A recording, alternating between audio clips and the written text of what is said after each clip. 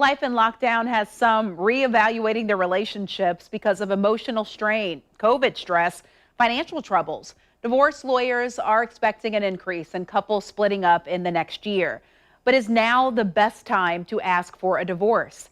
And as we're about to show you, there are some questions that you probably need to discuss before you ever say the word divorce out loud. Trying to think about what I want.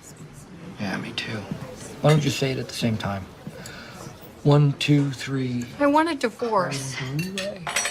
Before you ask that to your spouse, we asked divorce lawyers what you need to consider. First, have you made clear the concerns of your relationship?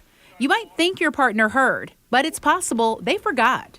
Next, have you talked about expectations on the roles you play? Together, write what you expect and divide up household chores and financial responsibilities. Now for a big one.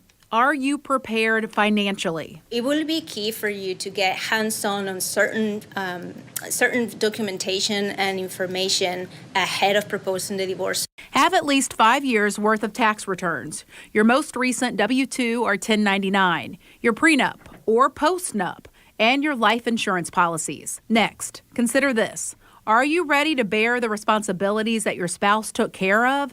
This can mean managing a house alone and taking care of the kids. So you have all of these additional expenses that you have to provide for. How will your children be affected? Talking out the best way to handle the divorce for the kids might leave everyone with a better outcome. Yay! 2 Christmases! That's the way genius. So my grandma always taught me too. She said, put the marriage on the shelf and don't ever take it off. Now, if you do decide to get a divorce, hiring a certified divorce financial analyst might be helpful. These are experts in achieving an equitable distribution of assets because they are aware of the tax implications. They can also bring up pensions, life insurance information, which usually are these assets that you're worried about later in life.